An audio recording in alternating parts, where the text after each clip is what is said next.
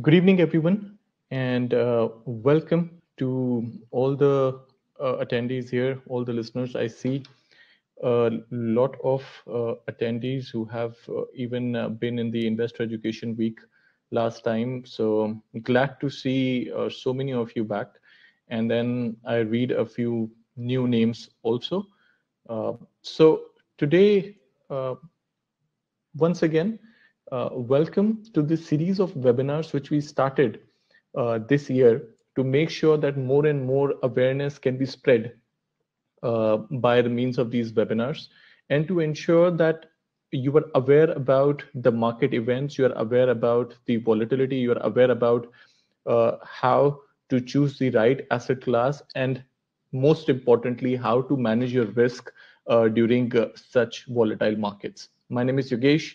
I have been part of Century Financial from last 8 years now, and the purpose of conducting these trainings and webinars is first and foremost to make you aware about what are the risks prevailing in the financial markets, what are the strategies you can use to minimize those risks, and then at the end of the day, how market events influence the pricing of stocks, commodities, currencies, indices, and how do we decipher, which is today's topic, how do we interpret what is the expectation from these events, right? So before I start, the standard practice, I would like to request you to make sure sufficient retention to make sure that everybody actively participates. I would request have a notebook next to you. I have mine. We are going to cover a lot of things today, and obviously there is a time constraint, so I don't want to keep you for a longer period of time. But I, along with my colleague Vivian, who is also one of the best technical analysts and our consultants, he will also be throwing some light on a different topic. So today's session is a bit different from what I usually do. Today's session is divided into two parts. First thing, we'll talk about the most important event of this particular year, and that is the US elections 2020. Today is when the America decides. Actually, 3rd of November is when America decides. So the voting has already started. So when I say today, that means the voting is still going on while we speak through mails and through other mediums. But on 3rd November is when the day of election. Now, there are a lot of questions around this. I have received a lot of emails. I've received a lot of questions that what has been the historical movement of in asset classes, how markets have performed, which sectors will get benefited if Joe Biden comes into the presidency, which sectors will get impacted if Donald Trump becomes the president, positive impact, negative impact. So a lot of statistics and data involved around this. So that's why we have divided this session. First, I will be able to cover the very fundamentals, the historic part, how US elections have been in last 30, 40 years, what has been the impact on markets, which party, under which party stock markets have gone up or by how much percentage. So this is something which we are going to discuss. We are also going to discuss about, apart from historical, what's the current scenario, what it is expected to be. Is it going to be Joe Biden? Is what is the expectation from Donald Trump? And then what will be the impact of the government which will be formed? So we will closely understand the constitution of the composition of the US government and what how many branches it is divided into. We'll also go through S&P 500's performance. We'll go through different scenarios. What happens if Congress and Democrats both come together, or if there's a different mix we can expect. And then Vivian will come and give you a technical perspective of what are the technicals which you can use before you trade for the on the election day. So just have your notebooks, have your papers. Make sure everybody can listen to me. Your chat option is active. Please give me a yes or a okay if you can hear me right now, and I will start right away.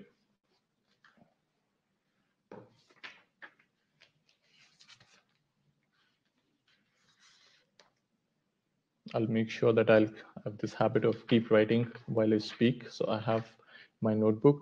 Please give me a yes or a okay if you can hear me properly. Okay, great. I see more and more attendees joining in. So once a lot of attendees are here, what we can do is I can give a small poll, and we'll do a couple of votes and see what people over here uh, would think about who's going to be the next president. So without further delay, please also remember this, what I'm going to discuss with you right now. We also have a live real-time platform open. If somebody wants to have a look at the charts or prices, we can see that in real time.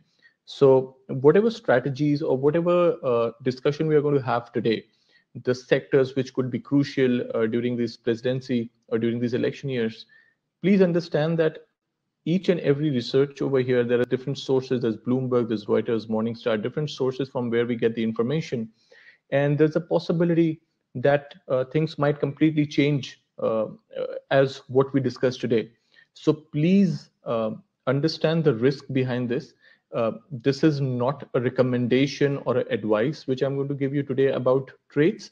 This is simply an information and update and the evaluation of historical performance of how markets have performed previously.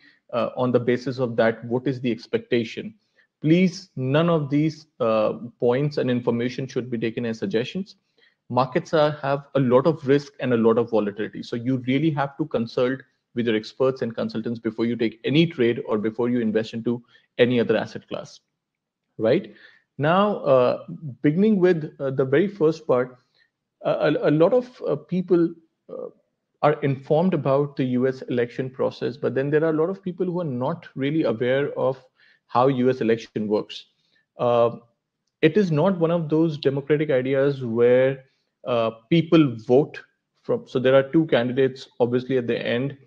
And if people vote in majority for one candidate, he wins, another loses. It's not like that. It's a process which starts at least an year ago before the actual election happens. There is national convention, there are primaries, there are caucuses, there are presidential debates, there are Democrat conventions, and then comes to general election.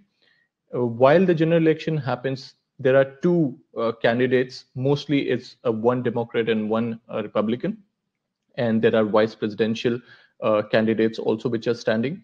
So this time, for example, Joe Biden and Kamala Harris are Democrats, while Republican Donald Trump and Mike Pence are running for presidency and vice presidency subsequently. More importantly, what you need to know about U.S. election, it's not the majority which makes one person winner among the individual. It is a defined electoral which decides the winner. That means, as you can see, this is the election of 2016. So this is the red, as you see, this is the result of 2016 when Donald Trump won against Hillary Clinton. The red, this is the map of United States of America, and all these are states. And each states have different electorals. So what we normally understand that there are electoral votes which go state by state.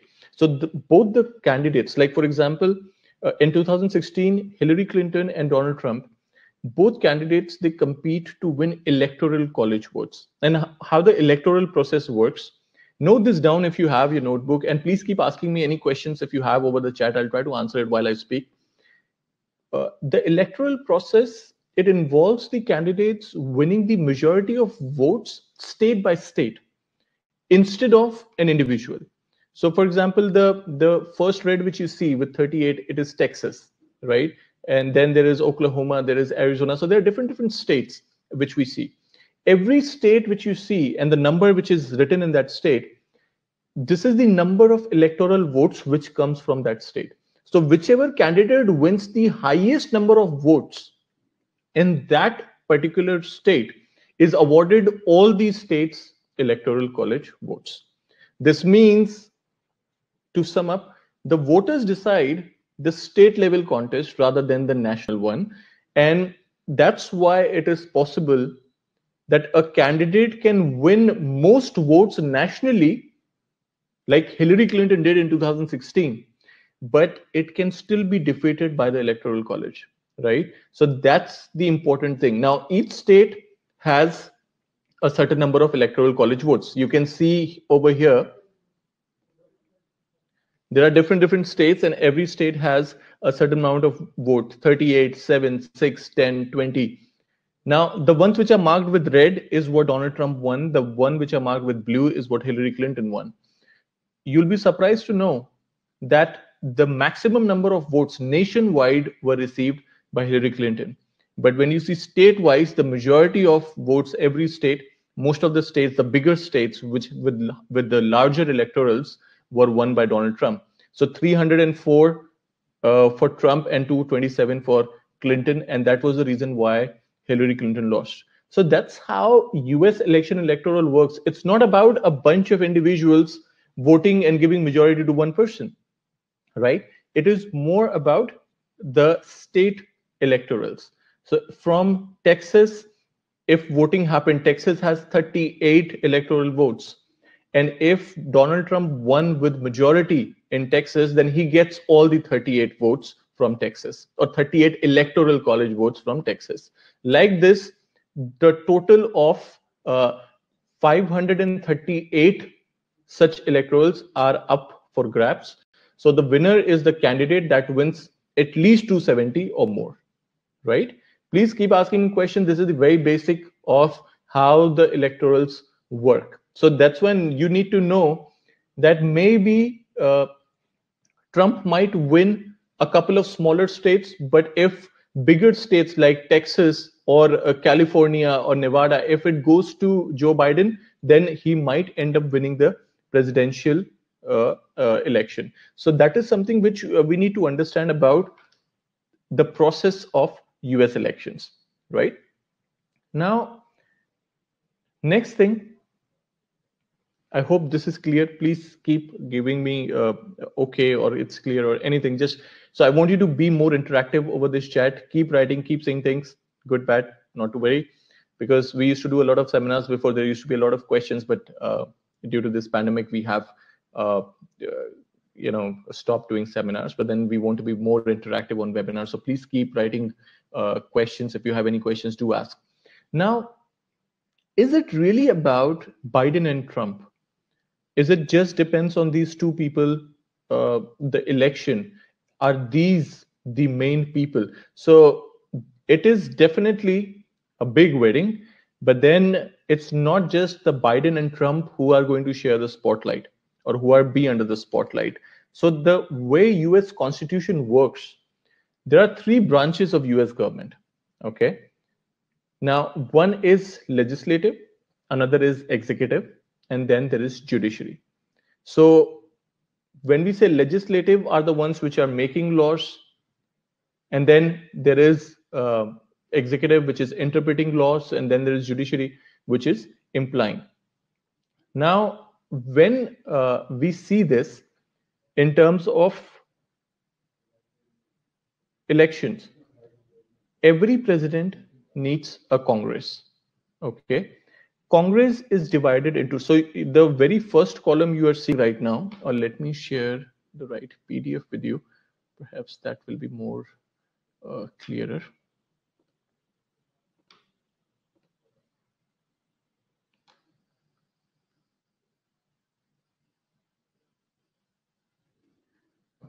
Here.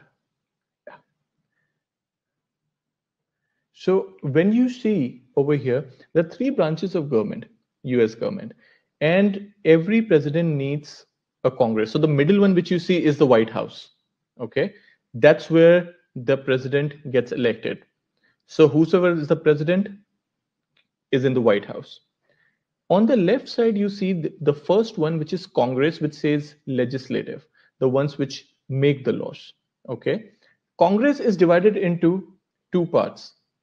Okay, somebody just said the previous screen was clear. Okay, let me go back.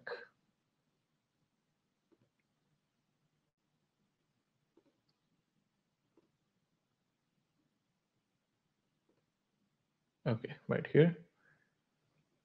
Okay, so every Congress here in US, Congress is divided into two parts. One is the Senate and other is the House of Representatives. So I want you to focus on just one part right now, the very first part, which is legislative, which is Congress. President needs Congress to work with. Now, Congress is divided into two parts. One is the Senate and another thing is House of Representatives. There are, so now to just, and again guys, very easy to understand why it is important. I'll let you know by the end of this presentation that why this is important for you to know that why Congress is in the highlight right now. So voters this time are also choosing new members of Congress. Now, first to start with Senate. Now, Senate is the upper chamber of Congress. Now, there are 50 states in US. So the upper chamber of Congress, every state will have 2 representatives, regardless of the population size. So there are total 100 senators. These senators, which are the part of Senate, these 100 senators, they serve for 6 years, and 1/3 of them, so if there are, let's say 100 senators, so 33 or 35 senators will be running for re-election every 2 years.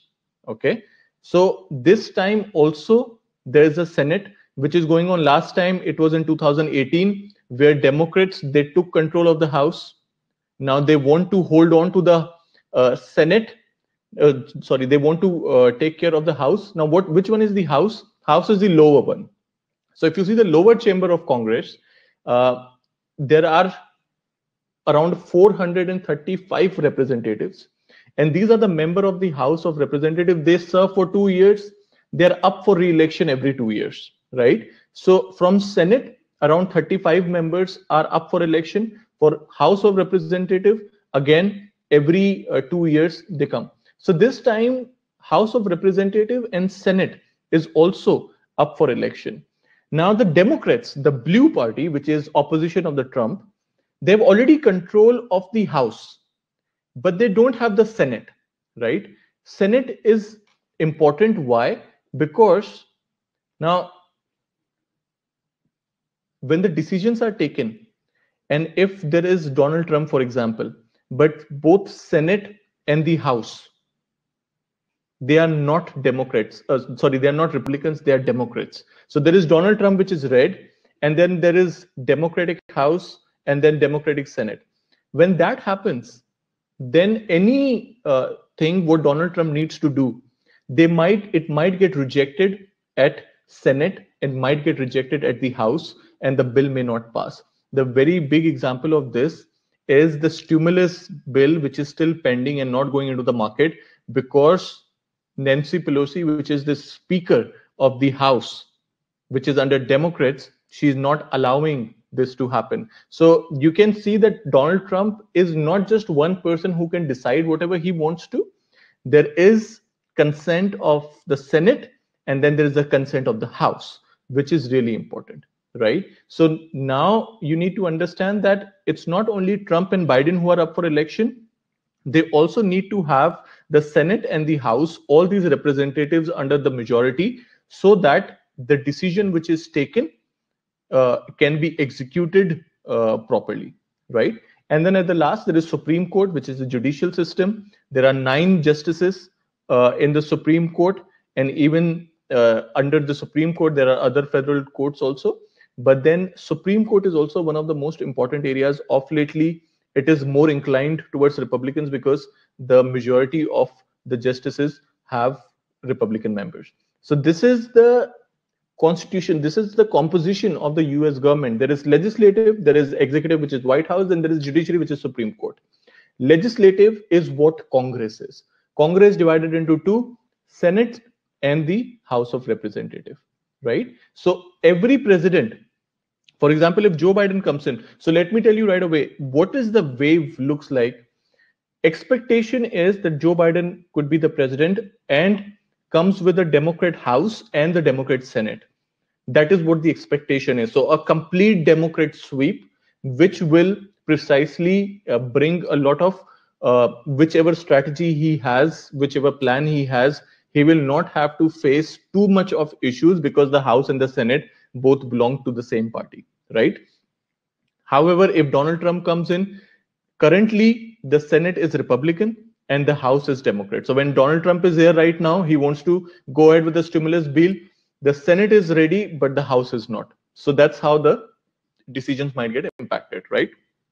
I hope this whole composition of the US government is clear to you. By the end, you will know that why I have to explain this to you, because the election scenarios depend a lot on who will be the president, who will, what will be the Democrat House, will be a Democrat, what will be the condition of the House? Will it be a Democrat House or a Republican House? Will it there be a Democrat Senate or a Republican Senate? And that is important, right? Moving on, now we understood one thing, that there is House of Representatives and then there is Senate also. Now, next is how in the past, what has been the historic importance of understanding that how markets work, because importance of historical data, it is always debatable, because you cannot move along with the point that history repeats itself, but that's why you study the historical data. We have also done a lot of research trying to understand that how markets have actually reacted during the election year since last, say, 1928, and then approximately after 1928, the other election years, how the markets have reacted to the rest of the election years also. Because, see, that is also important to know, that what happens during the election year and what happens after the election year, right? A lot of people would be interested to understand that how markets would work in the election years when the elections are conducted, and what happens after that, right? So what we see from this particular slide, start from 1928. So it's just a graphical representation, but to give you an example, in 1928, which is the first column, the percentage return in S&P, so these numbers are in percentages, the percentage return in S&P was around 43%, the total return during the election year. But after the following year, after the election year, the next year which follows the election year, the return was minus 8%, right? If you look at that chart, the graph, and if you calculate an average, what I want to tell you is, on an average basis, the movement in S&P geometrically, if you find out the average, the movement in S&P has been, during the election year, it's been around 9 to 10% average, which I am looking at 1928 to 2016. And following election year, around 7%. So markets have gone up during the election year on an average, if we compare from 1928 till 2016. And even after the year of the election, it has gone positive. But the probability of going positive during the election year has been around 80-82% if we see all the way through 1928. Now, there is a lot of debate besides that. This is a pandemic year, volatility has changed, a lot of movement has happened. So this is something which will always be a point. But if we see historically, we have seen that the fall, even during the election year. So I'm going to share something really interesting with you.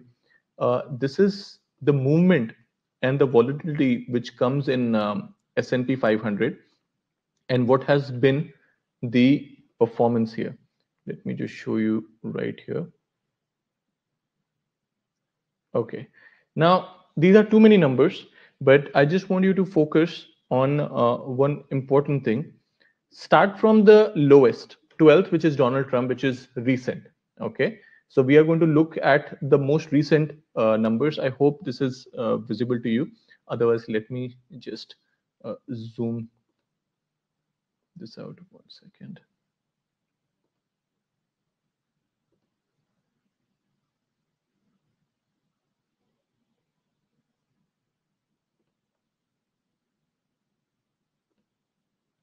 Yeah, right here.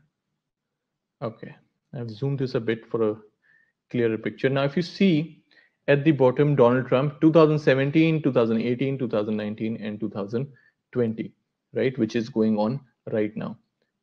So the area of focus, the first column after all these years, it says average annualized volatility, the first term. Okay, first term means the entire term of 4 years. This combined 4 years, the average volatility in S&P was around 17%. What more important you need to know? So volatility means the rate at which it fluctuates. The first year, how S&P has moved, the returns of S&P post the election during the first term. It's been around 18% for Donald Trump. But now, if you go in the beginning, where you see Eisenhower and John F. Kennedy and Lyndon Johnson, same third column, I want you to see, during John F. Kennedy, the first year S&P return post-election, guys, post-election was 24%.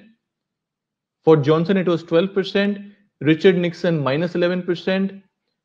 Gerald Ford, 28%. So there have been negative, positive, negative, positive. But if you see here, first term S&P total return, the total return,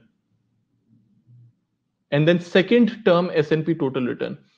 First term entire, when the 4 year finishes, during the, so you saw that first year post-election return for Donald Trump is 18%. But once the term is over, all the 4 years done from Donald Trump's end, the first term total return is mostly positive. Look at the second last column.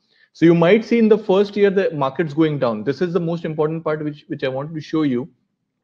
The first time S&P return since 1957, if you see, from Eisenhower till Donald Trump, the returns have been positive by the end of the first term, which proved now also till 2020, the markets have been 46% positive at the beginning where markets were and right now where the market is, except George Bush Jr.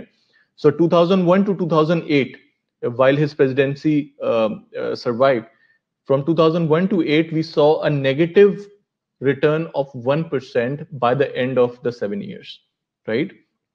Chances of the first term going positive is higher, while the second term S&P total return, we have seen minus 47, then 55% positive, 67% positive, 18% negative, then 50% positive during Barack Obama, even the second term.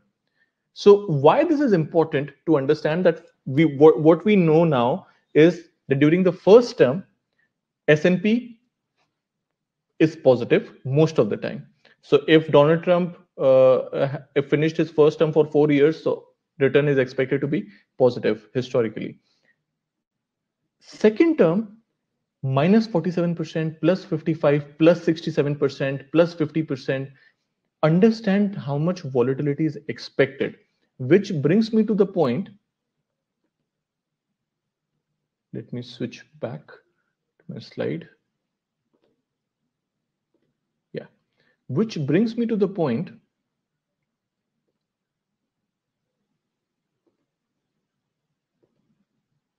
Okay.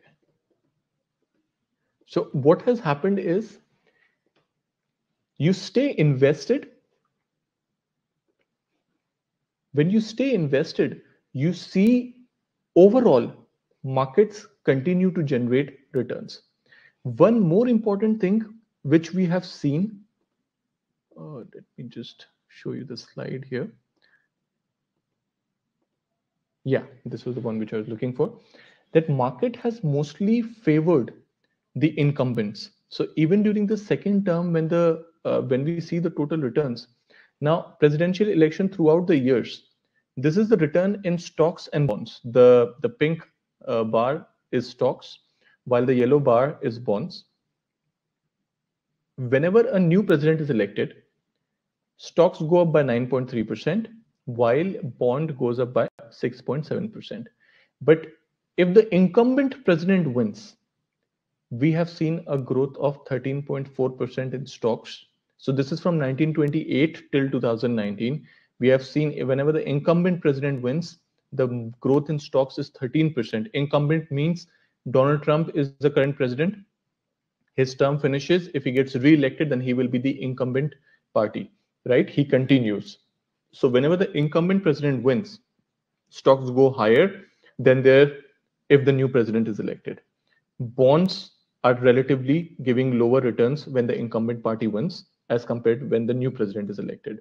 While all the presidential years combined, stocks have given a more positive return than bonds, right? So markets have favored the incumbents more as the new president as compared to the new president.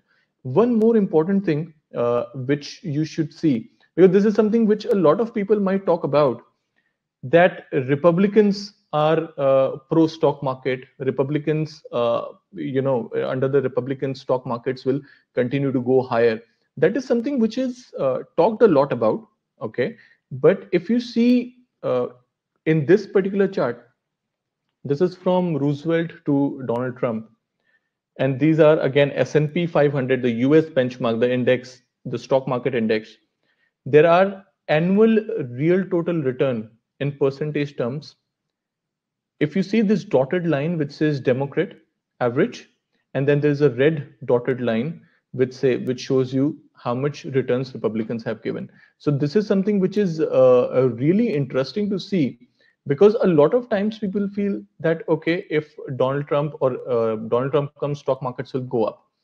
But then there are a lot of, what you will see is historically under the Democratic presidency, on an average basis, stock markets have given higher returns as compared to Republicans. While Republicans claim to be pro stock market, but you will see the Democrats, that dotted line which you see, on an average from Roosevelt till Donald Trump, Democrats presidency have under Democrats presidential time, the stocks have gone higher.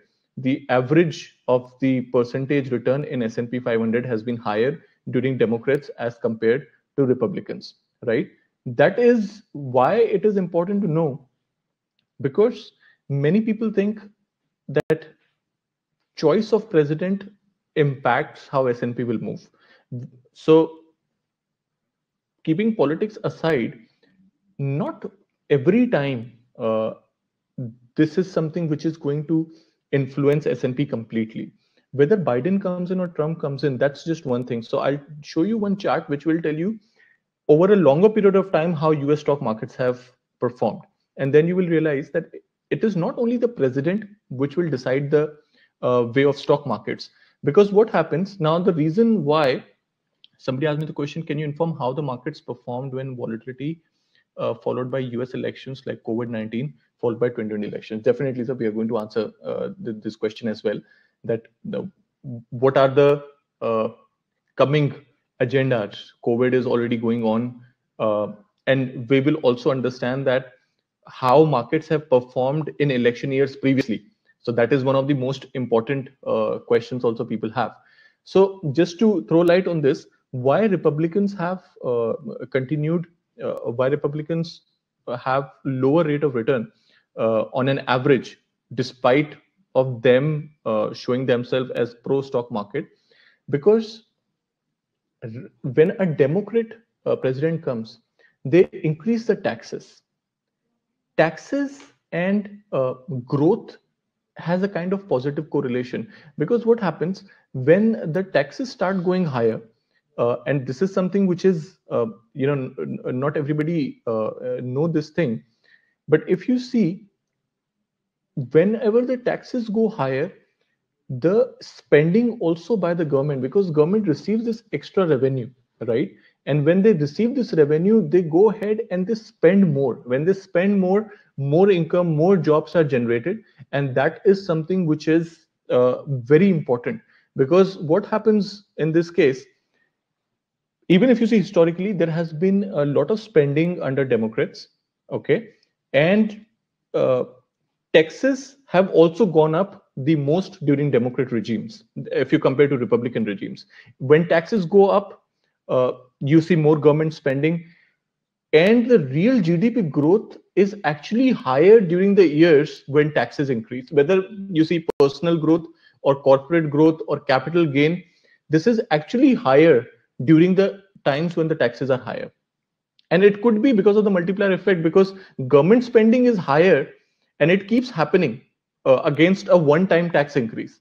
So this is something, and it becomes easier for the administration to raise taxes when the growth is this strong, right? So Democrats have been historically increasing taxes, and they have increased spending. So that's why an overall development has been seen, and we have seen even stocks performing on an average at a higher pace. So this is something which is going to give you a clear mindset that it's not necessary that Republicans are always going to be pro stock market. That is just an ideology, but it is the major economic impact which decides where the markets will move, and it's not entirely political.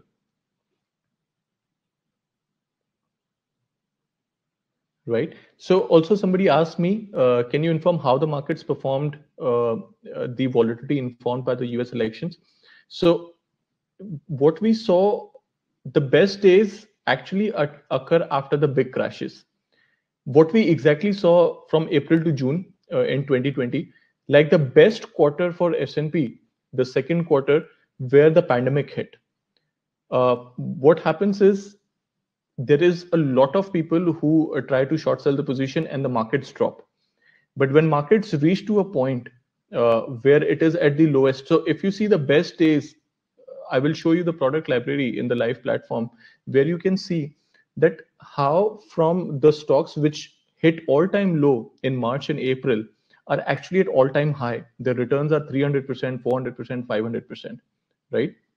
So we'll also go through how markets have performed in some election years, so you can see that how which asset classes have moved and how. So, okay, we went through this. Now, one more thing is that a lot of times we see it stock markets as good indicators also. And this is again, it's historical data. It's not something which it's not a hard fact. But what I can show you in the statistics here, just look at the very first column of this is the movement of S&P.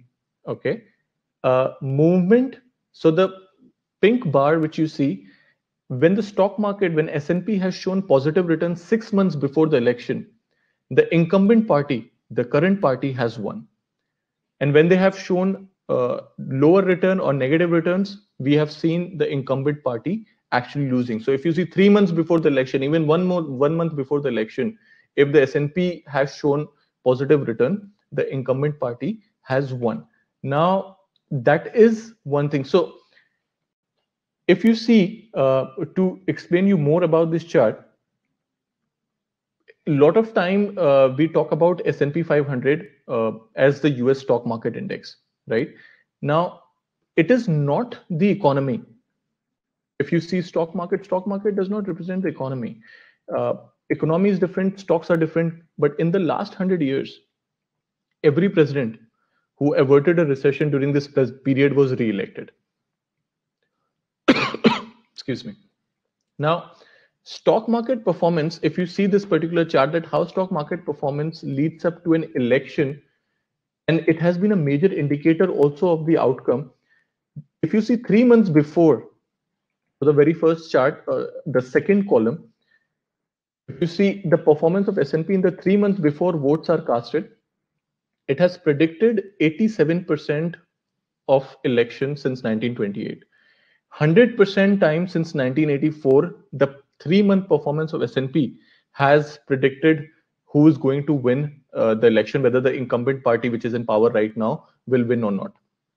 So when returns were positive, incumbent party wins. If the index suffered losses in the 3-month window, then the incumbent party loses, right? So this is something which you can always look. Again, guys, these are historical data and numbers just to show you that how markets have performed during the year, during 3 months before, and how it has impacted the elections of the incumbent party and the opposition.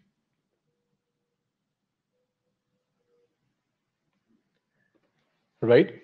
Now, this is what we were talking about. Something what we call, excuse me, something what we call as the market's best days. Now, many of you, so some of you asked about the volatility question, that during the pandemic or during US elections, one question was that should we be invested, or should we just wait for the dust to get settled? And what is the expectation? Is it right to be invested during elections or not?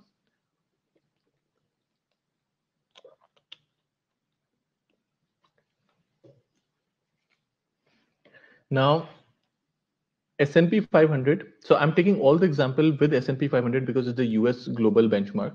So when you see S&P 500's returns from 1990 to 2019, basically it represents the most of the companies in US stock market.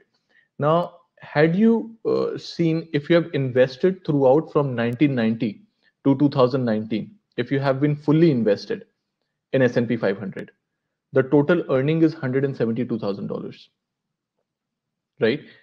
But if you have missed the 10 best days, let's say there was one day where you were not invested, or you booked your profits, or you closed out.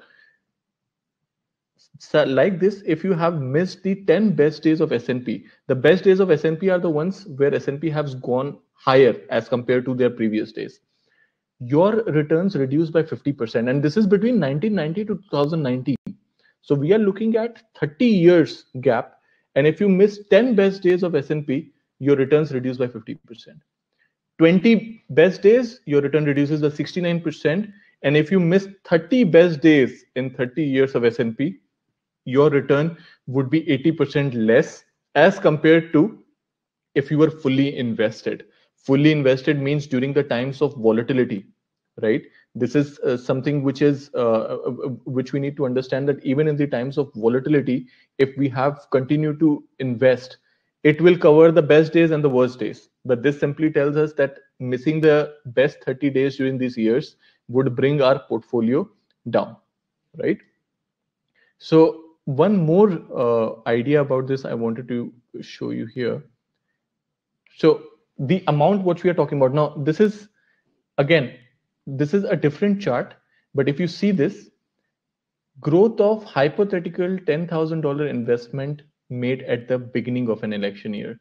So at the beginning of the election year, what we have seen, so from 2008, so this is again S&P's return, total ending value 10 years after the start of presidential election. So if Obama became the president in 2008, 10 years after that, what would have been the value of your hypothetical $10,000? Okay. So if you see, most of the time after the election year for the next 10 years, president might change or anything. But had you put $10,000 in the beginning of the election year and leave it for the next 10 years, most of the time, if you see, except 2000 to 2009, most of the time your returns are positive, right? If you see 1980 to 89, your $10,000 hypothetically in 10 years will become 50,000. 2000 to 2009, your 10,000 will actually be 9,000, which means negative. Can anybody on the chat tell me what were the major events which occurred between 2000 to 2009? So we can give a rationale to why the $10,000 in 10 years actually came down to 9,000. What happened between 2000 to 2009? You can write in your chat windows. Let's understand this. It's very easy. I'm sure a lot of you are already into this, must have heard a lot about what happened between 2000, 2008, 2001.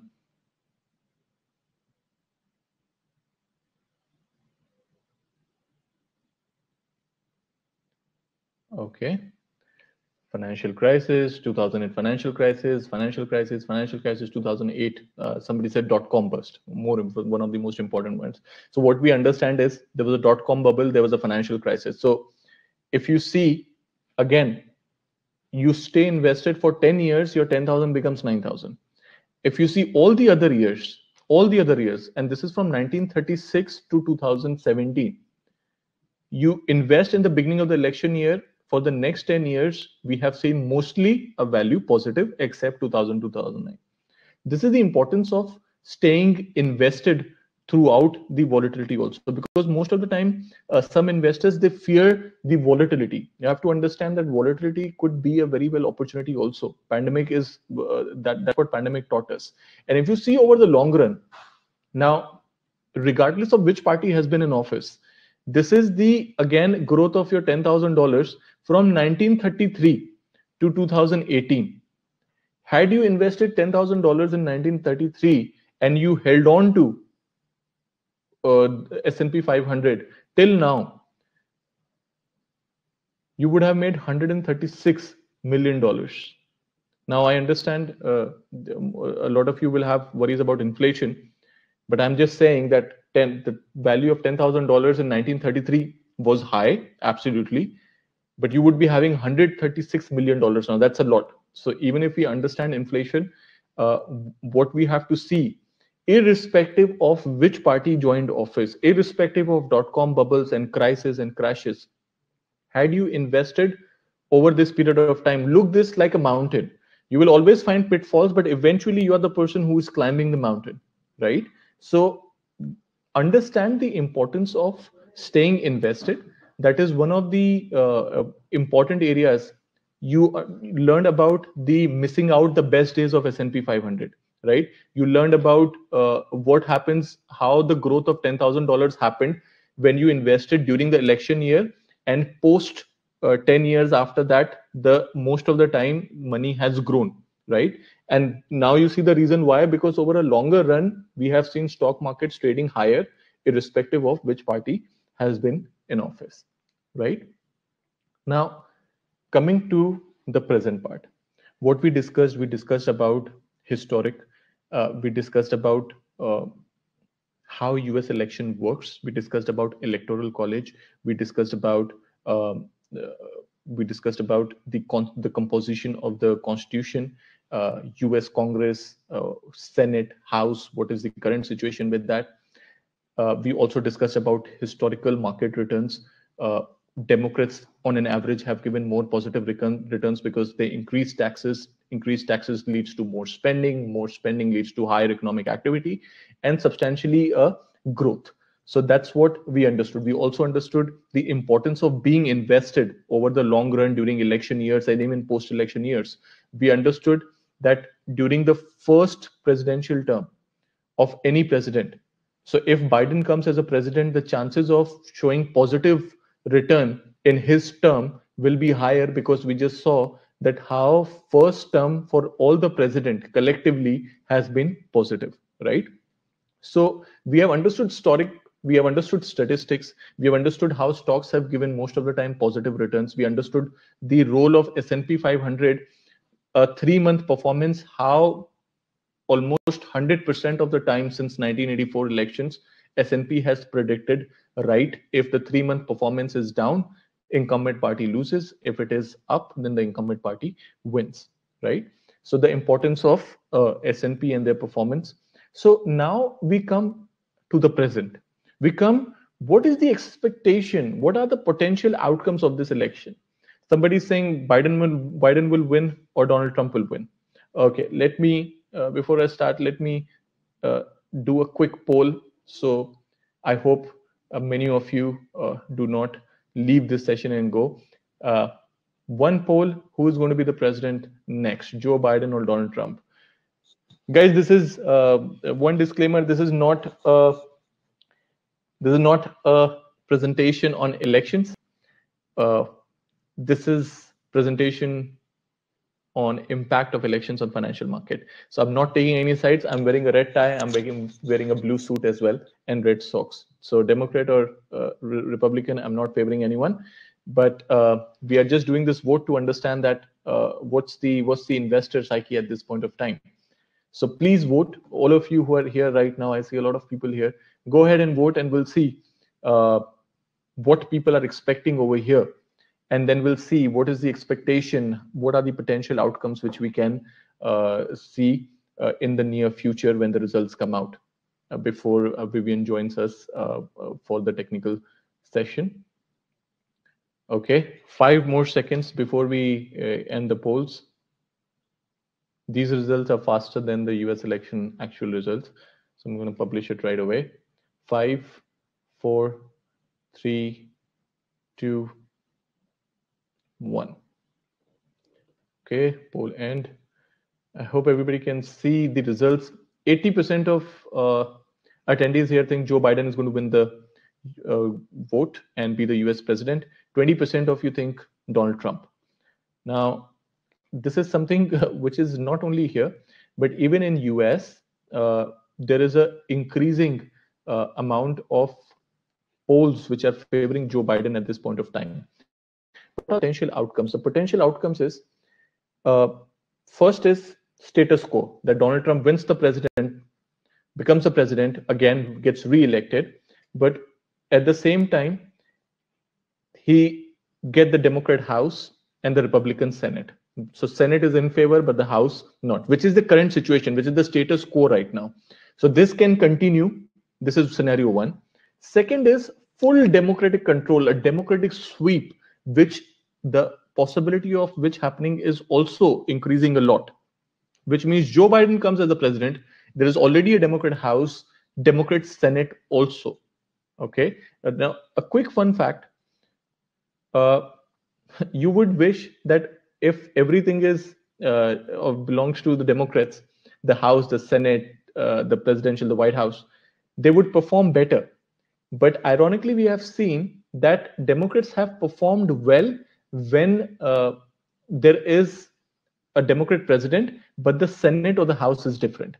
So there is always somebody to keep a check on them, because a Democrat Senate, a Democrat House, a Democrat president, it's all one, right? But Republicans have performed really well when the Senate and the House belonged to the Republican president itself. So there is one good difference which we saw. Last, one more possibility which can happen, that Joe Biden gets elected as a president, the House is a Democrat House, but the Senate remains Republican. Now, what will be the impact of these? And these three are the most potential outcomes. There is a very lowest possibility of a Republican president and a Republican House and a Republican Senate. So I've not included that. Okay. More chances of a Democrat sweep or a split government or a status quo. Now, what will be the impact? Now, there comes the last segment before Vivian comes in. What will be the impact on taxes, on wage, on policies, if the status quo is mentioned? Now, status quo means if Trump comes in, Republican Senate is already there, but Democratic House. Corporate taxes may not be reversed. There might be further tax cuts because the Senate still belongs to the Republican, and if Donald Trump becomes a president, tax cuts will not be reversed. The Republicans are pro tax cut, and there might be more corporate taxes which might cut down. Please note, corporate tax cuts were the main reason that why we saw stock markets going higher at the first place. Personal taxes struggle to cut taxes further. There might be a bit of a struggle. Minimum wage might be a very marginal increase. So let me tell you, Democrats are pro wage increase. So that also impacts the profitability of a company. But Republicans on the other side, if Donald Trump or the status quo is maintained, the wage increase may not happen, or a very marginal increase can happen. Fiscal policy, lowest pandemic stimulus, traditional infrastructure spending of about $500 billion. This is if status quo is maintained. About these four things.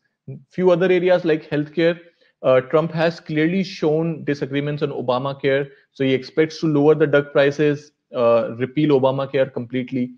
From a regulation point of view, there is going to be continued deregulation, antitrust measures against big tech.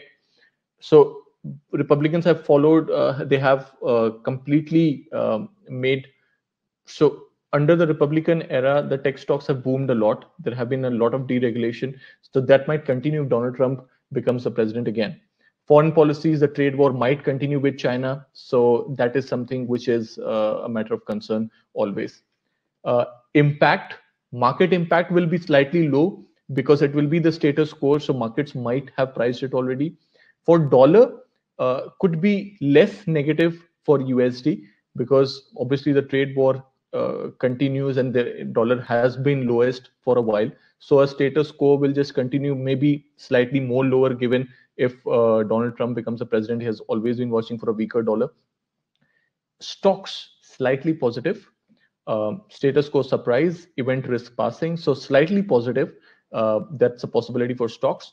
Gold could decline because the impact, that level of uncertainty is gone. So status quo is maintained. Trump is again the president, so there is a possibility that people would start looking more towards stock market rather than investing in gold. So gold prices might come down a bit for a shorter period of time. What happens if there is a Democratic sweep? All Democrats, Democrat House, Democrat Senate, and a Democrat president. Corporate taxes might increase.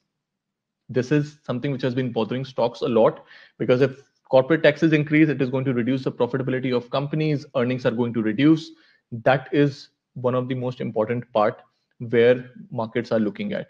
Personal taxes, so on high net worth individuals, the taxes are expected to increase from 37 to 39%. So this is something which we can see. Removal of exemptions on investment profits. Minimum wage, double minimum wage to $15 an hour. Now that is something which we might see, that minimum wages again increase. So that is also a point of concern. Why? Because the labor intensive companies like McDonald's, Uber, if wages increase, then their profitability will also be reduced. Their earnings will also come down. So this is a big blow to the labor intensive areas. Fiscal policy, expected 2 to 3 trillion pandemic stimulus, $1.3 trillion towards green energy infrastructure. So that is something which is expected. Healthcare, they're going to expand Obamacare. They are going to cut the drug prices as well. While regulation, re-entering Paris Agreement, which is the climate agreement, tighter regulation against banks, energies, and tech firms. Tech firms, tighter regulation. That means a lot, because tech has outperformed every sector this year, and it has contributed major. Facebook, Amazon, Google, Apple, these stocks have contributed majority in the growth of S&P. So if there is a tighter regulation on tech firms, you can understand the next. Now, foreign policy, restrictive policy against China to continue, try to win allies. Obviously, what Trump has done, Biden might be opposite to it, trying to be more diplomatic, try to solve the trade issues with China. So that could be good for the retail and the consumer sector. Impact on markets, high impact if a democratic sweep happens. Lot of volatility. Dollar might devalue strongly because there will not be any higher earnings in the corporates, which was the ultimate deriving factor for the USD to go higher, because earnings will come down, so dollar might go lower faster. Then again, equities, short-term negative because of the higher expected corporate taxes. But then again, over a longer period of time, how we have seen that under the era of Democrats, we have seen average stock market returns more than Republicans. Gold, with stimulus coming in, more and more stimulus coming in, it will be positive for gold. So, and since stock markets might go down in a shorter term, so gold is something which people might look on to.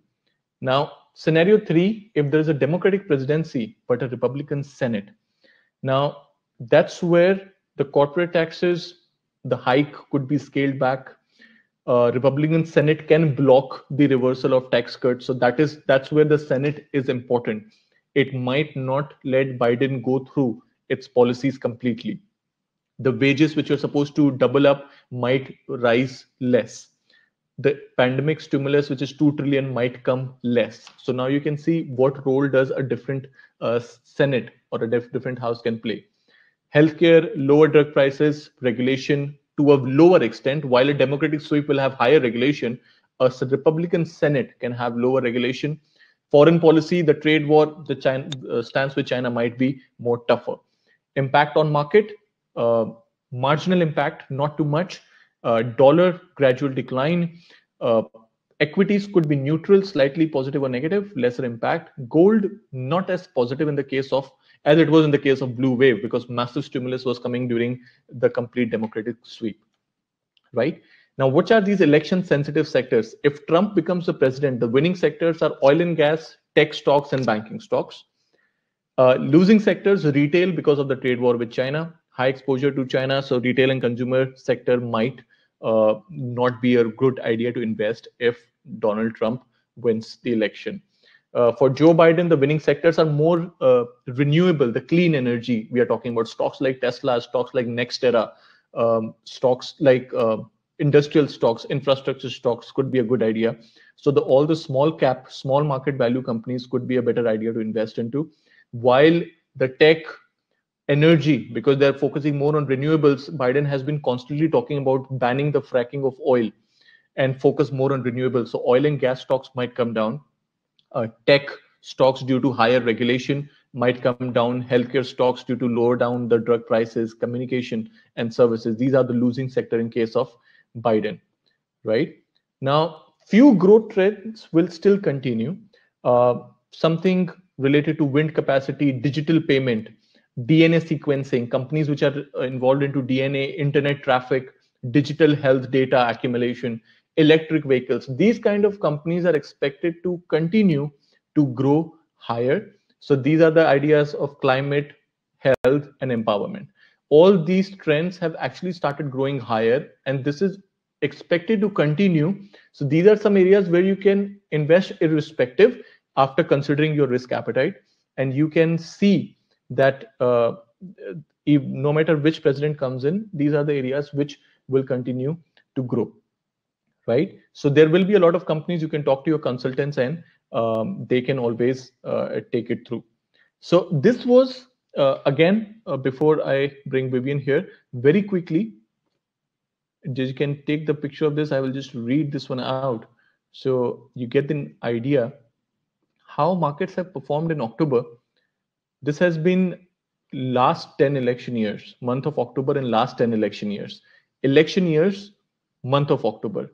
If you see, dollar index has given an average return of 2% positive, while volatility index, VIX, read more about volatility index and reach out our RMs and consultants to know how to trade into volatility index, because volatility index has shown positive percentage return of 22% every time in October in last 10 election years. So that is something which you can look into, while S&P, Nasdaq, small cap, gold, they have all shown negative returns.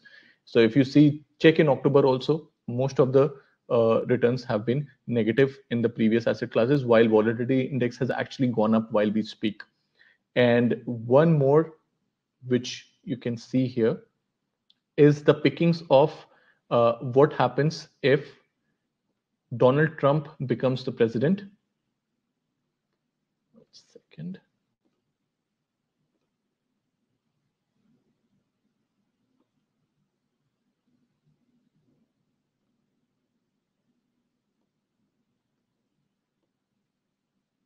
Yeah. So if the red wave comes in, the area of defense, banking, tech, avoiding sectors are definitely retail sector. So if you can see, Lockheed Martin, Raytheon Technologies, these are defensive stocks. These are defense stocks, arms and ammunitions. Banking stocks like Bank of America, JP Morgan, tech stocks like Apple, Amazon, Microsoft, then motor vehicles like GM, construction companies like Deere. So these kind of companies are expected to perform well once the Donald Trump comes into the presidency. And the other, so definitely we have to talk about what happens if Biden comes. Let me share this one. Yeah.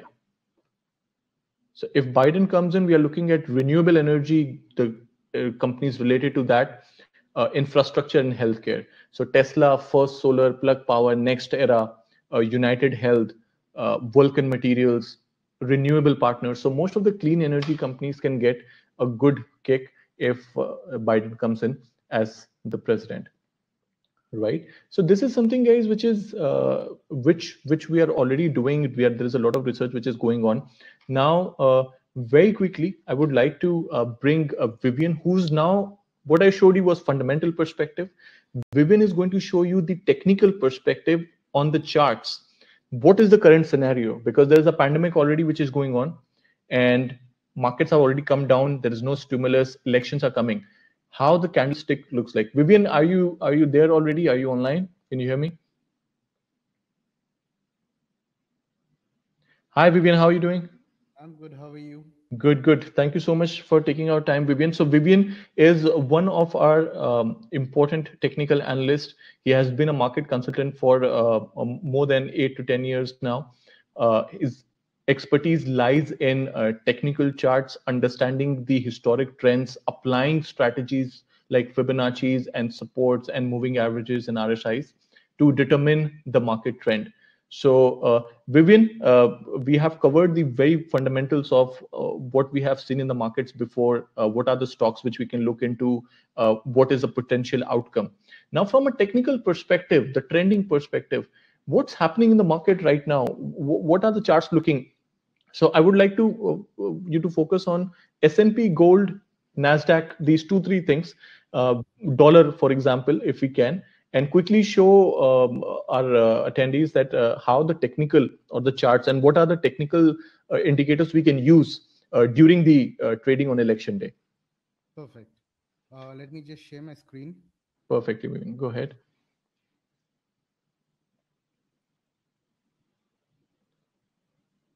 So, to everyone who's listening, you can always take this demo account from your RMs and can practice on the demo accounts and look at the charts. Go ahead, Vivian. Thank you, Yogesh. Very, very informative session. I think you have covered pretty much everything that one needs to know in terms of fundamentals. What I will be covering, like you requested, is looking at it purely on technical basis. Now, fundamentals could turn out based on how the elections go on the final day and who gets to win. But keeping that aside, the volatility is going to be a lot. Like Yogesh mentioned, in the month of October, VIX volatility index that you need to do a bit of research on. If you are not aware of volatility index, usually tends to go up, and that has happened while he was explaining it to you. I just drew a VIX from the beginning of this month or close to beginning of this month and where it is currently. For the month, it has moved from the lows to the high on an approximate 28% as of today. So the volatility is for sure increasing. Now we need to look at what is currently happening in the markets and how can we look at on the technical side of it. Why we use technicals is we need to identify a good entry and exit, irrespective of whether you're looking at a long term or a short term trade. Mainly, what I would advise everyone to do on the day of election is to try and not use leverage at all at the max if you're trying to take advantage of the daily moment. But if you're trying to take advantage of a lower, if you're taking advantage of a longer term perspective, always wait for good entry points. Now, technical helps us understand what is a good level of entry in terms of the percentage movement. Let's look at S&P 500. Yogesh had already mentioned to you and showed you a lot of statistics about S&P 500. If you were invested in S&P, where you would be as of today, even if you had to invest about 10 years back. But I'm just going to go through the same thing again, but on a technical perspective. Now we are looking at 30 years chart of SPX, and you can see the growth. Now make everything visual and everything is in percentage. Now what I have done, this is the most basic analysis. I would still recommend that you reach out to your personal consultants and verify and understand these percentage moves very carefully, because on the day of election, or even if you're taking advantage few days before the election or after the election, you need to understand what kind of drawdowns could you possibly see after you enter into the markets. Okay, one way to look at it is you need to consider all the small drops that has happened. I have manually put across certain drops which is not very small, which is significant enough for someone to be aware of and to be concerned about in case there is a drop in, if the election does not go as per the market expectations. Now, again, why I mentioned this is because if you all remember in 2016, the market expected, the expectation of everyone was Hillary Clinton, whereas Trump ended up winning. And the headlines at that point of time were more towards Hillary, and businesses would be good if Hillary won. But then everything changed in a matter of one single day, and that one single day had a volatility where the S&P moved almost 5 to 6% on the same day. Now, for someone who was doing an intraday trade, and especially the one who is using leverage, a 6% drop and 10 times leverage in the market would be a 60% loss in your equity.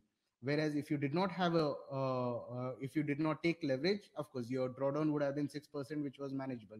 So hence I am again bringing highlights in terms of how much of leverage, or in fact do not use leverage when you're doing intraday trades, especially on a very big event like an election. Now let's look at the average drops irrespective of election. At whatever given point of time, we've seen S&P give a drop, or you could call it a correction. Big drop is when you see recession. I am not getting into the recession side of it. However, in terms to understand, during a recession, market could drop about 55 to 60%. But on the other hand, a market could also give a correction even if it's a healthy market. So those correction that you can see from, I'm going to be looking at from 2011 onwards, this drop over here was roughly about 22%. And then later on we saw again a good correction that came into the market before the rally continued. That was roughly about 14%.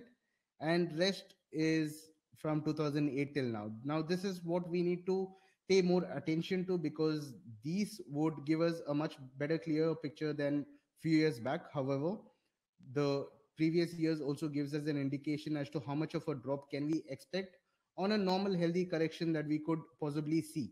And of course we have the pandemic drop, which nobody anticipated, and what kind of a drop could we expect if such a scenario reoccurs.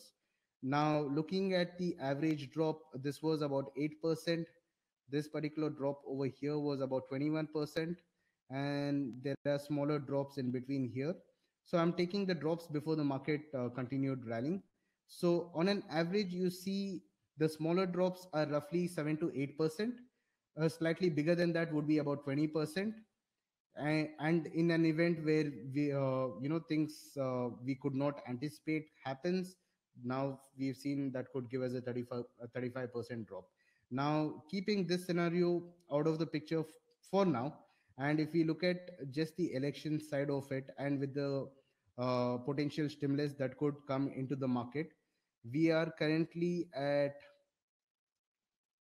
3,307 as of today. Let me just change the candlestick to a normal candlestick. Now we have already seen markets correcting this month, and the month hasn't ended yet. But then at this point of time, the month looks like it's going to be on closing on a negative end.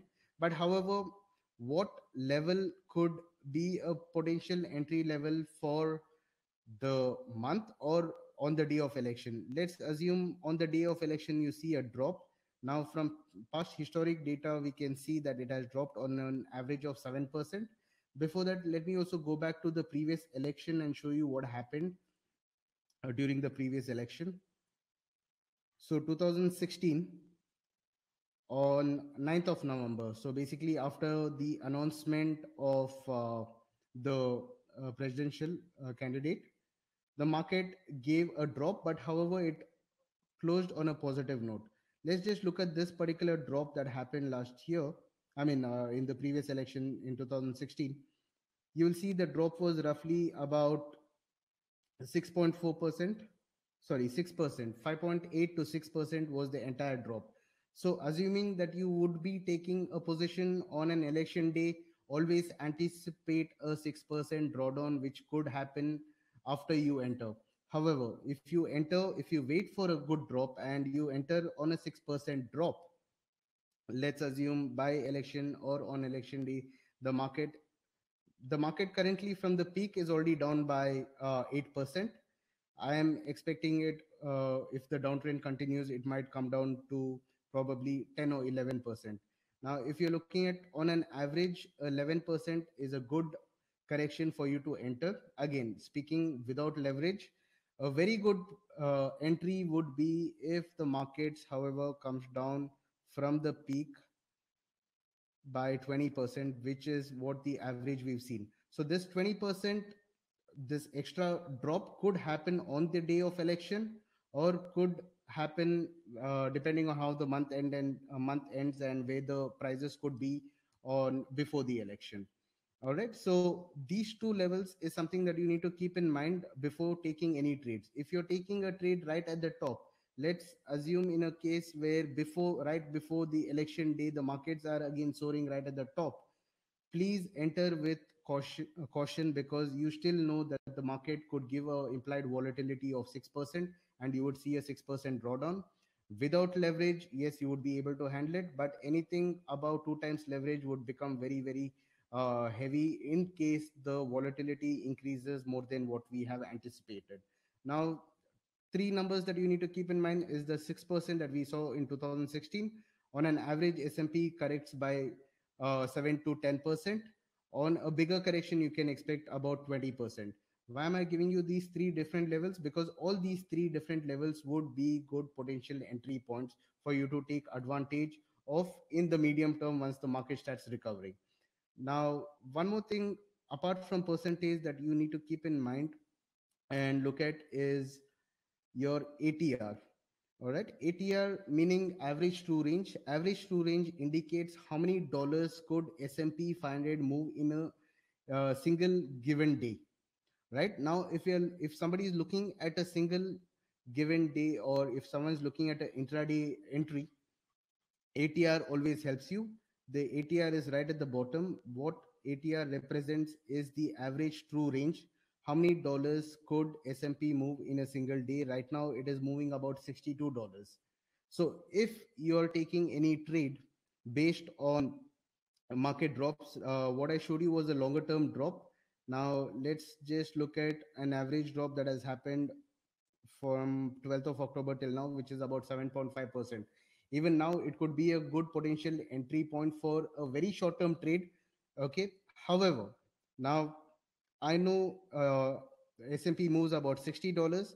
If I'm going to be taking a trade based on the drawdown and a good buying opportunity that we have gotten right now, you use the ATR to determine your stop loss and take profit. And stop loss and take profit is a must during this period of time, especially if there is leverage involved. Let's say someone decides to take about 10 units. Now your ATR makes it very, very clear as to how many dollars can you anticipate in your favor. In a given day, it moves about $62. Let's say I'm looking at a very short term trade, maybe maximum 2 to 3 days. So I can expect a return of maybe 120 points. That's a 2 day move. So on a 10 unit, I would potentially make about $120. Now for the day, SPX is already dropped by 70 points. This gives me a much better entry point for a short term. That means I would take a buy at the low. My average true range is 61. It is lower than that. So hence, it looks like a good buying opportunity. However, I would still keep a stop loss of 60 or 65 points lower in the case of the markets dropping further. All right. So when I look at it on a very short term,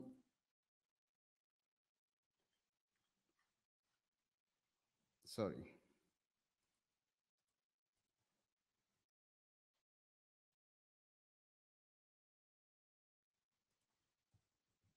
Yeah. So let's make this on a daily chart. Now you have given enough room for a short term trade. So always use ATR to understand the average movement that a particular instrument makes. Sometimes, if the average move is already broken, I would advise always stay out of the market. In fact, get in touch with your consultant immediately to find out what is happening. It could be a fundamental reason, it could be something that has created panic or fear in the market. You could always avoid the trade. But then, if you still want to go ahead and take a trade, please always use ATR. Second thing that you could use on the day of election is your RSI. RSI, very simple to understand. Most of you guys have already used it, but I'll just show how RSI works. Perfect. Now, this is RSI. Let me show it to you on a very short term basis. Okay, 30 minutes chart RSI. RSI basically gives you the oversold and overbought signals. I'm just going to close ATR for now, and let's close the position. Yes. So every time you see RSI, it's an oscillator. Basically, it oscillates between 0 to 100%. So you'll never see RSI making different levels. It's always going to be between 0 to 100%.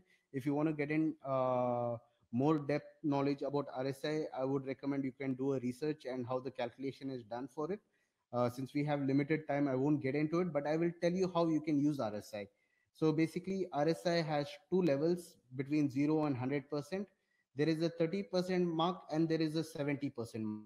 Anytime you see RSI go above 70%, you can expect the market has been extremely overbought. So you can anticipate a drop, and vice versa. Every time RSI is below the 30%, which is the orange line over here, below that indicates extremely sold level. How would one trade RSI? Is every time you identify RSI being extremely sold or extremely bought, do not assume that the trend is going to reverse immediately. You always need to wait for 2 to 3 confirmations. My first confirmation is the market on the long run has given a good correction. It's a good potential opportunity to buy. But however, I would use couple of other indicators before I make a decision. The other one would be my RSI. I'm looking at 30 minutes chart. It is at a oversold region. Best way to trade RSI is once it comes out of the oversold region is where you take a buy. For example, let's assume right now it hasn't come above it, but let's assume in the case it has come out above the orange line. I take a buy at current market price, and I would also keep a stop loss right below the previous low. So let me make this a little more easier to understand. Perfect. Okay. Now, in the case that we are assuming that the RSI is broken above, but in this scenario it hasn't. But let's say RSI was somewhere at this level over here. I'm just going to mark that. Yeah, let's assume RSI was above its 30%. I take a buy in the market.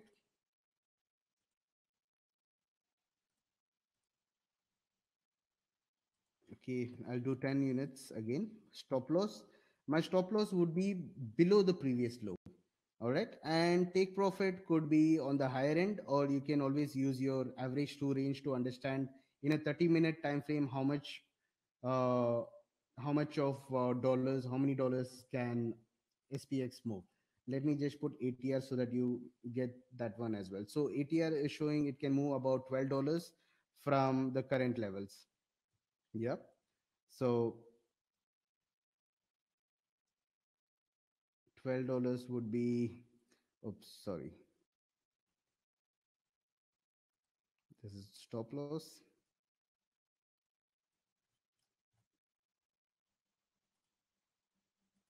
So this is on a very short term time frame. I'm just showing you how the ATR works, but always look at a time frame between 4 hours to 1 hour. Sorry, 4 hours to 1 day for especially during volatile scenarios. So RSI, again coming back to RSI, you take a buy only if it comes out of the oversold region.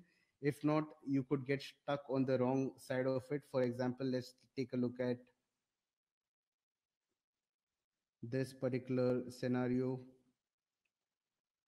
Right, if someone had to take a buy while it was oversold and held on to it, it actually came back down. However, if you had to use the rule of buying it above this, you would have also gotten the exit. But let me just show you a scenario where it is oversold and it still continues going down. Probably on a 4-hour chart would be clearer. Okay, perfect. Now let's look at the 4-hour chart. Now we are looking at a very long term. I mean, when I say long term, about a week or 2 weeks potential move that could happen. RSI is extremely oversold, but RSI was oversold all the way from this particular candle here.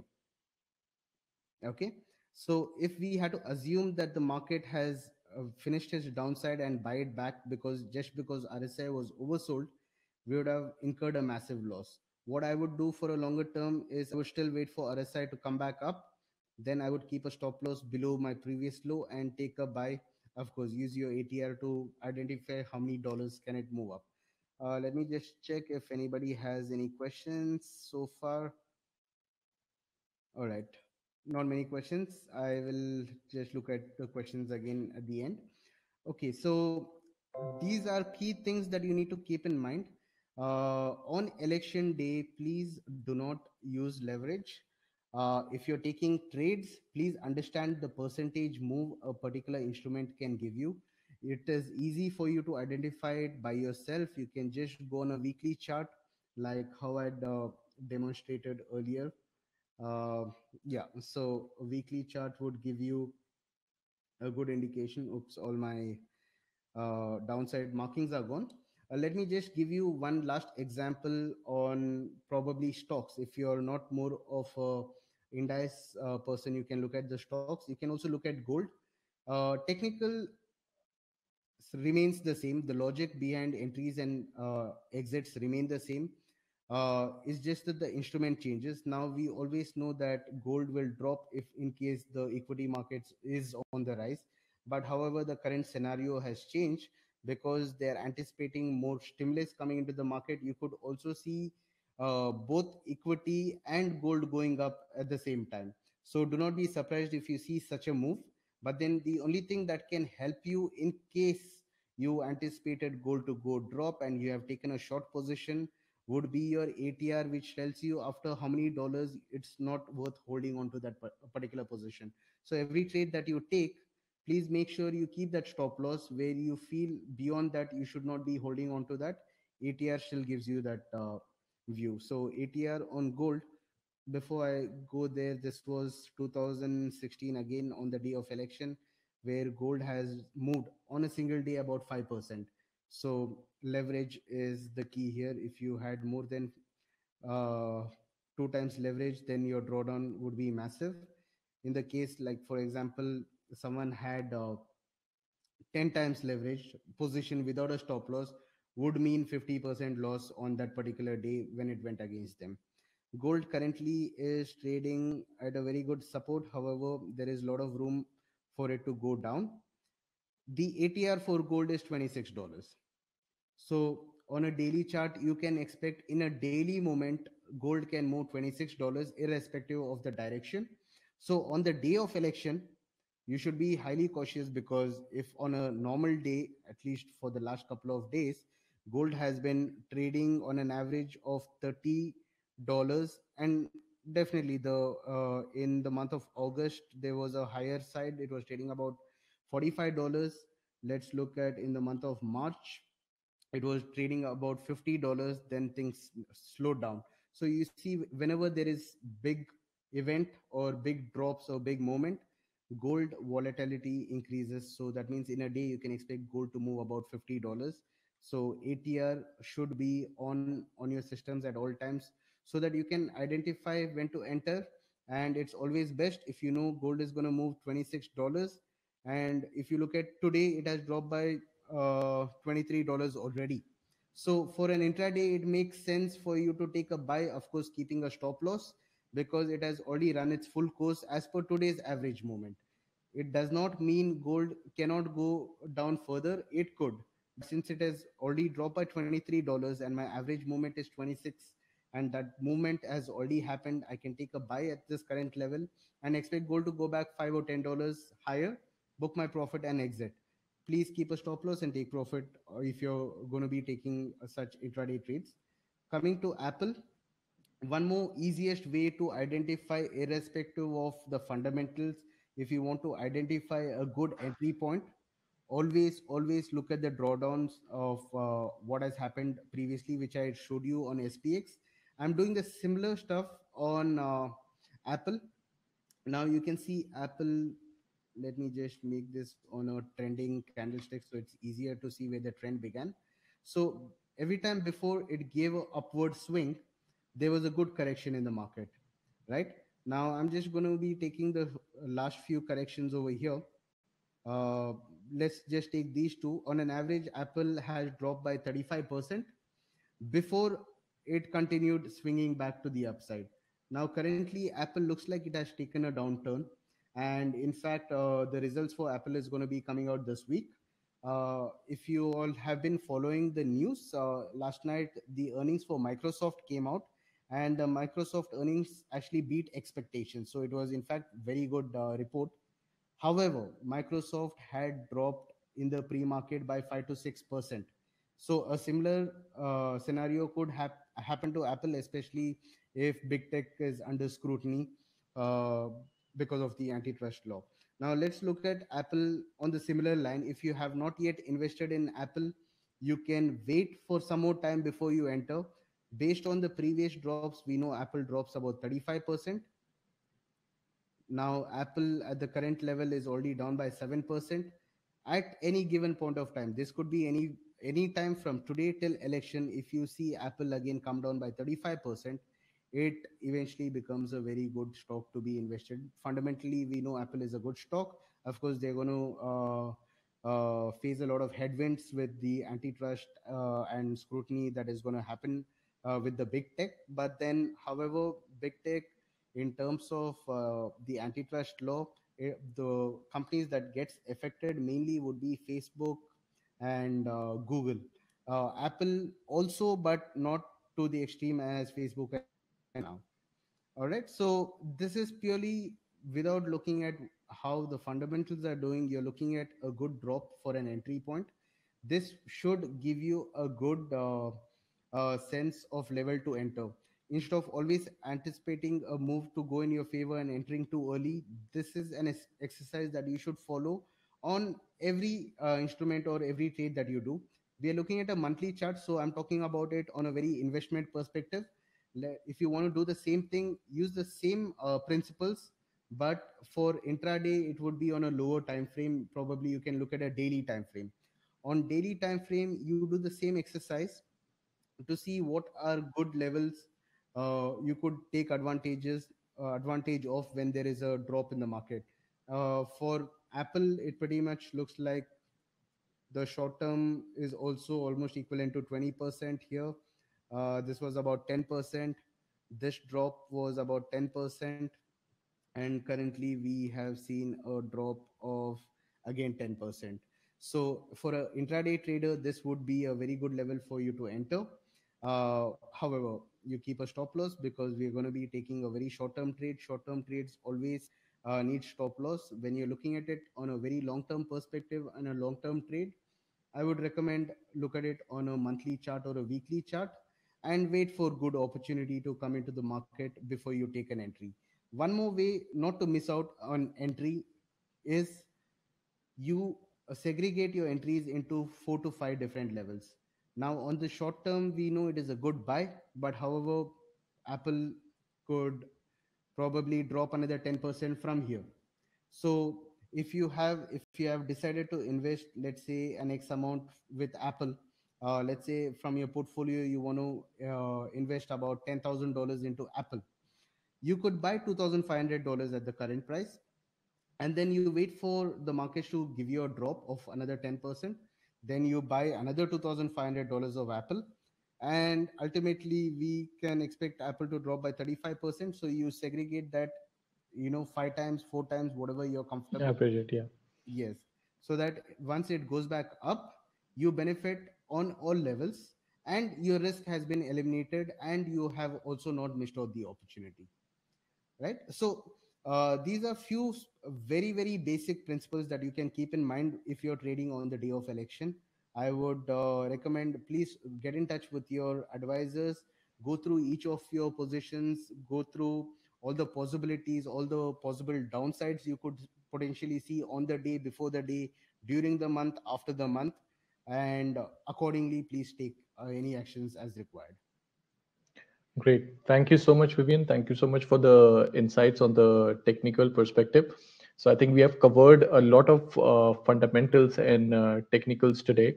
And this is something which was the basic idea of doing this session, to make sure that above more than that, the investors should understand that how the markets can move during elections and what has been the historic perspective, which are the sectors which you can go ahead if Trump comes in or Biden comes in, which are the evergreen sectors which you can look into. So thank you so much once again. Thank you so much, Vivian, for coming as well and sharing the technical insights over it. However, as I said, please talk to your experts and consultants and make sure that you understand the risk and reward, and then only enter into any investments. So this is going to be a heightened volatility. We've been clearly defined that please do not take leverage it can be really volatile and can be really risky. So have a proper understanding, be properly guided, talk to your consultants and experts, and then do it. Once again, thank you so much for joining this session. Please review us on Google if you like this session. It motivates us to go ahead and do more and more sessions and spread awareness about the major financial events which can affect your portfolio. Um, we will be back next week with a different topic. We'll also try to cover when the results come out, because results are something which is always it's not clear, it's always in dust, because due to the pandemic the results can be delayed, but there will be heightened volatility. So watch for it, talk to your consultants, use your demo accounts as well. And on behalf of Vivian, myself, my team at Century Financial, uh, big vote of thanks to anyone who is a part of healthcare and medical industry, the firefighter, the first responders, the midwives, the doctors, nurses. During this time of the pandemic, you guys have risked out your lives, and for us, that is something which is really commendable. And we have to remember to be safe, maintain social distancing. The second wave have started, so please make sure to avoid any gatherings, and make sure that you're using your sanitizers and you're not always wearing your mask while you're sitting. So me and Vivian will take your leave. I wish all of you good luck during your investments and trading in US elections. Please talk to us for one-on-one sessions if you like to, and be safe, and more important, please be invested. My name is Yogesh and is Vivian. We are taking sign off. You have a great night ahead.